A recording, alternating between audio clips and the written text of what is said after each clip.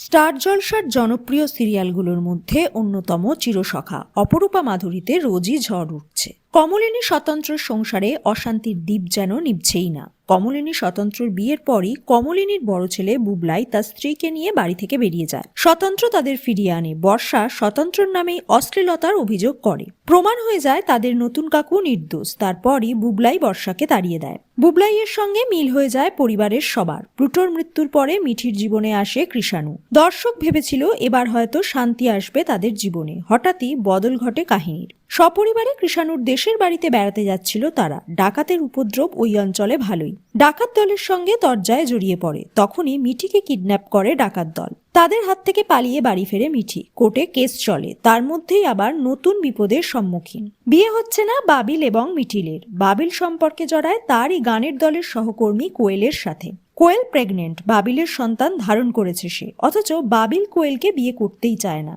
সে মিঠিলকেই চায়। মিঠিলের অপমানে লাগে। সে আর বাবিলকে বিয়ে করবে না বলে জানিয়ে দেয়। বরং সে কোয়েলের সাথেই বাবিলের বিয়ে দিতে চায়। তাদের পরিবারকেও জানায়। আস্তে আস্তে হয়তো মিঠিলের চরিত্রটা দেখা যাবে না, কিংবা তাকে খুব কমই দেখা যাবে। বাবিলের নায়িকা হিসেবে দেখা যাবে কোয়েলকে। এই ভূমিকায় থাকবেন প্রিয়াঙ্কা মৈত্র। অনেক সিরিয়ালে অভিনয় করেছেন তিনি। ম্যাজিক মোমেন্টস এর মেগাতেও ছিলেন। আবার ম্যাজিক মোমেন্টস এর চিরসখায় কাজ করবেন প্রিয়াঙ্কা। হালকা গোলাপি ড্রেসে দেখা গেল তাকে। শুটিং আরম্ভ করেছেন। নিজের লুক প্রকাশ্যে এনেছেন প্রিয়াঙ্কা। খুব তাড়াতাড়ি পর্দায় দেখা যাবে তাকে। হয়তো এমনটাও হতে পারে কোয়েল বাবিলকে বিয়ে করার জন্য মিথ্যে বলছেন। সে অন্তঃসত্ত্বা নয়, কিংবা অন্য কারুর সন্তান ধারণ করেছে। তবে এর কোনো নিশ্চয়তা নেই। আপাতত বাবিলের পাশে কোয়েলকেই, অর্থাৎ প্রিয়াঙ্কা মৈত্রকেই দেখতে পাবেন দর্শকরা।